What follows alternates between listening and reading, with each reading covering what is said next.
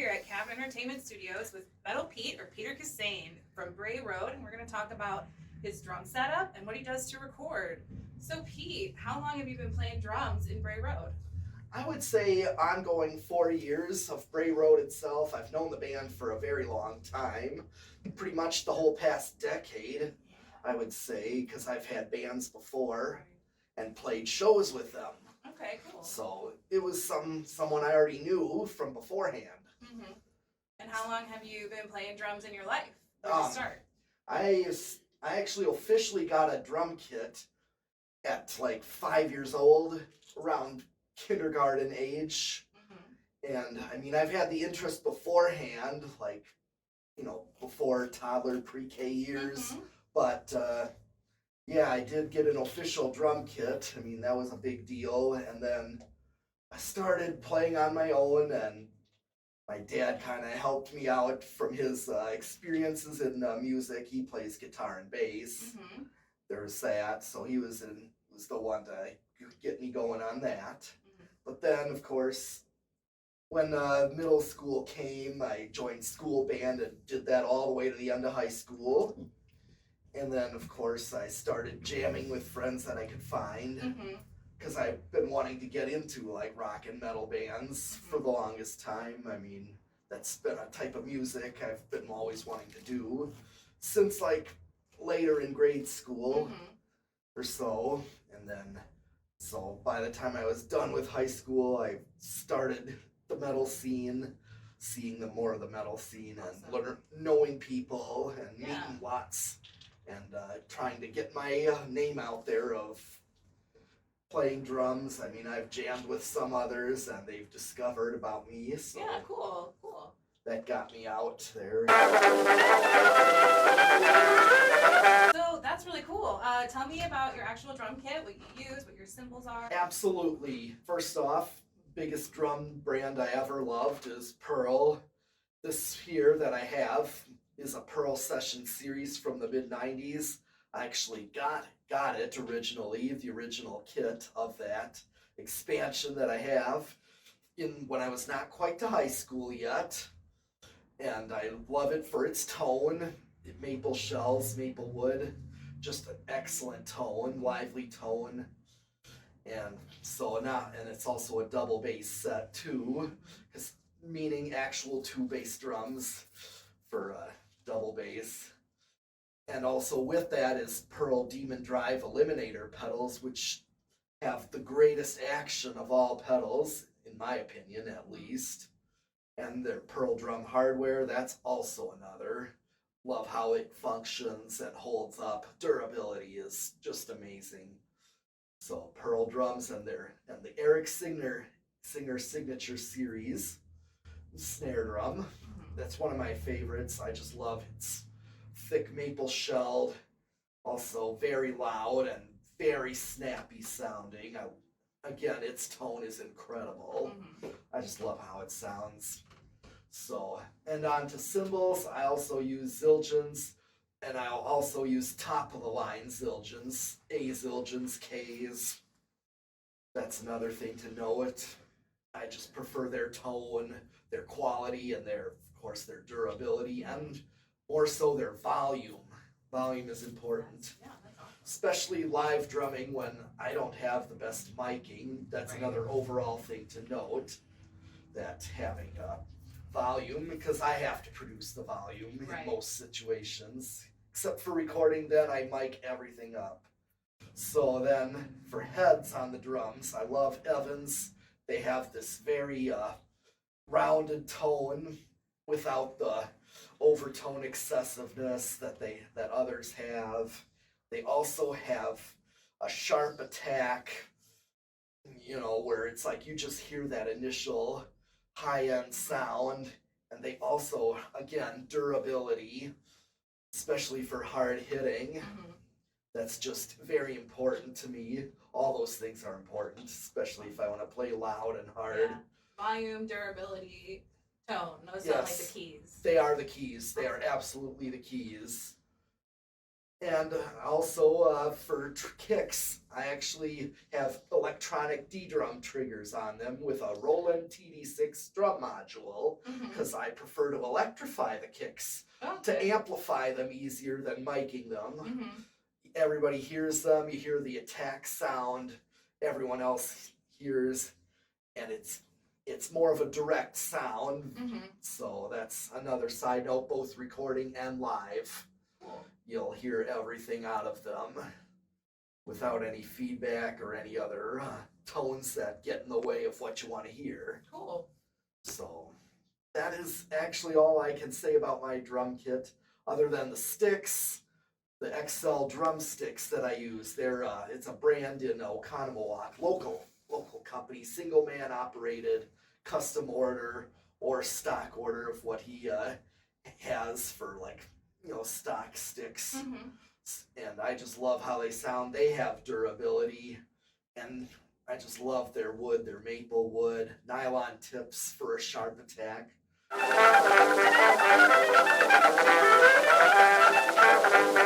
tell me about your mics. Okay, for tracking drums, I got quite a mic selection going here. I usually start with room mics, which capture both the whole drum set from across the room and also the ambience of the room itself. So I actually use large diaphragm condensers by Warm Audio. The model is 47 Junior because they are rather affordable, but you get a lot out of them. So, and they have different patterns on them, but I usually use them to capture the whole room itself. The next I go in is with overheads, and I use Shure KSM 137s.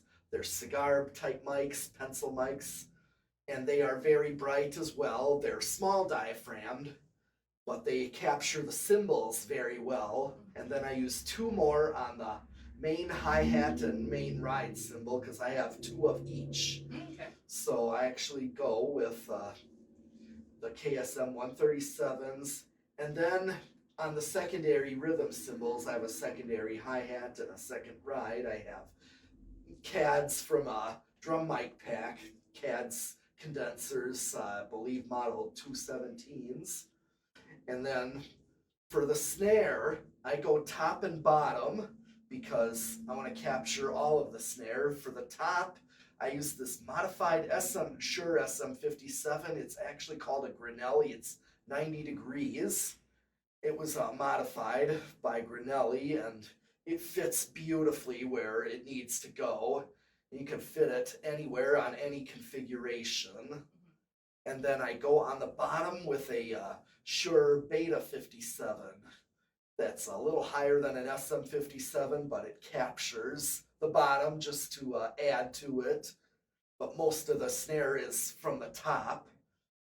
And then for toms, I use standard Shure SM57s. They're instrument mics used on guitar cabs.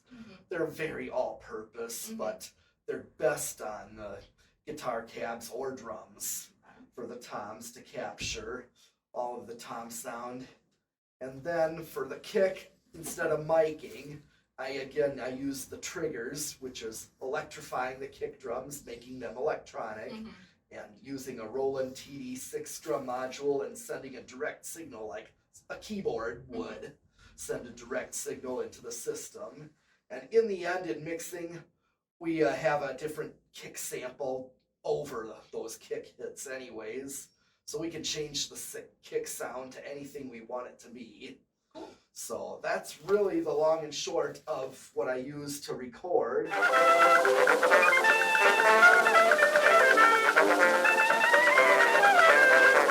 Great. What kind of equipment you use to actually capture the recording? Well, to start off, we had a custom computer built for us, for the band, and it has two DAW or digital audio workstation programs on because each of us has our preference because we each track our own stuff. I have my preference, and I love to use Cubase by Steinberg. It's definitely a very user-friendly program. It operates nicely, great sound. So that's my DAW.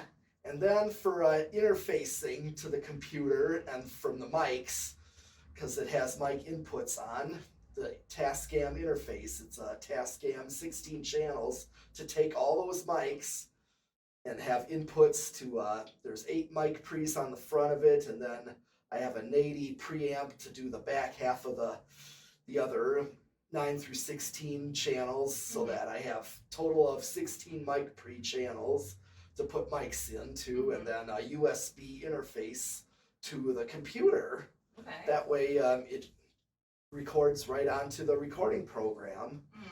And then I can also do this myself because I actually set up a monitor on a stand that basically is hooked up to the computer to be able to, so I can see what's going on level-wise. I can get my own levels with the drums, drum hits, and make sure I'm not clipping or sending too low of a signal. So that's really one of the things, the key things is tracking my own drums, is being able to do this and not always need people here if people aren't available, and I am, or buying studio time for recording. So I was able to do all this. And of course, there's a snake block right in front of the drum set that goes right through the wall and into the interface. I also snake the HDMI cable for the monitor to the computer as well through that same hole. So we have a feed going. Okay, that's really cool.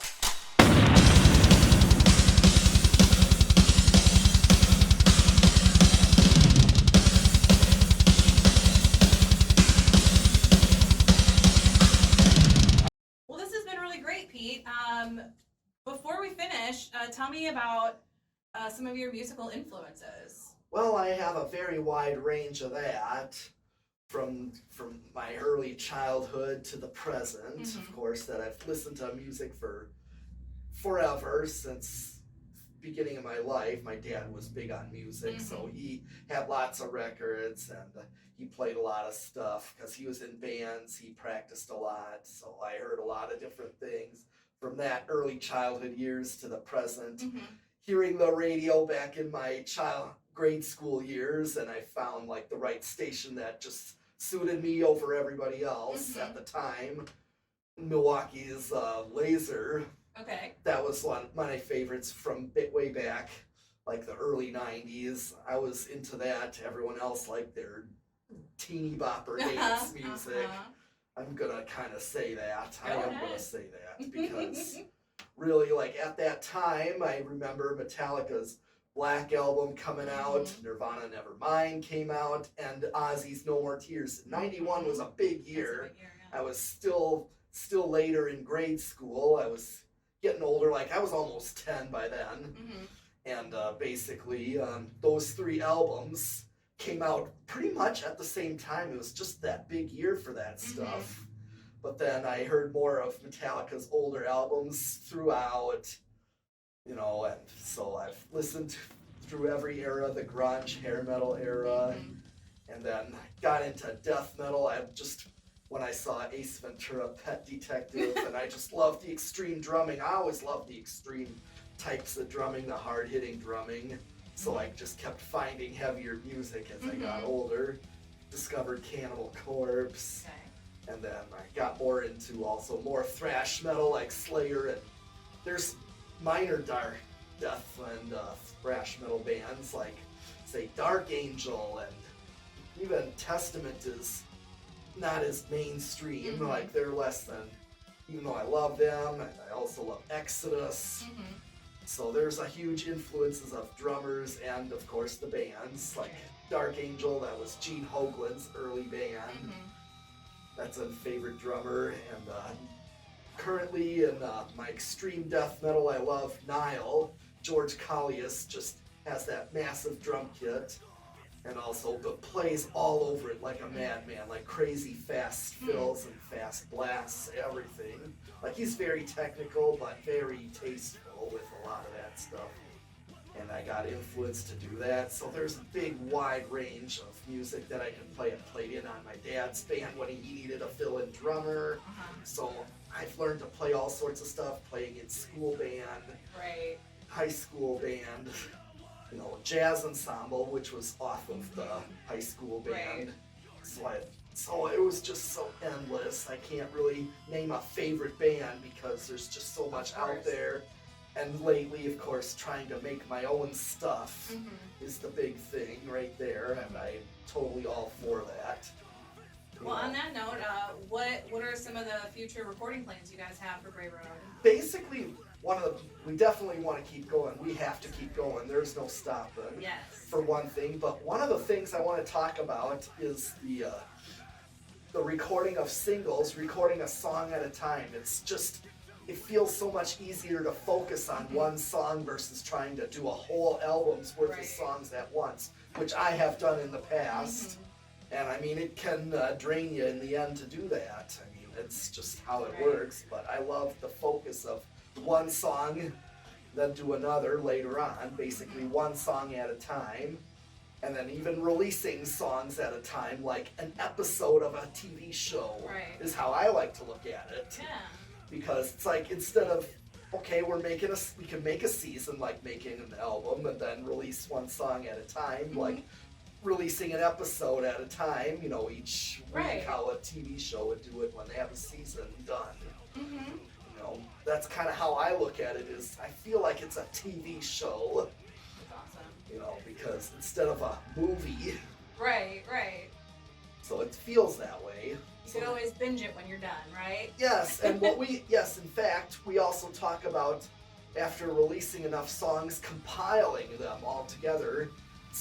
Instead of like trying to make an album, just compile all those songs and say, here, if you want like a whole collection of songs we've released throughout this time frame, now you can get them in one package if you want. So that's one of the big ideas we got in mind about that.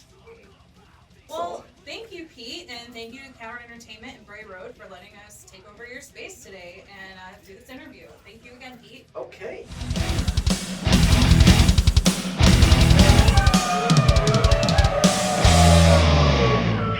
I'm just playing, Milwaukee. You know I love you. Snack.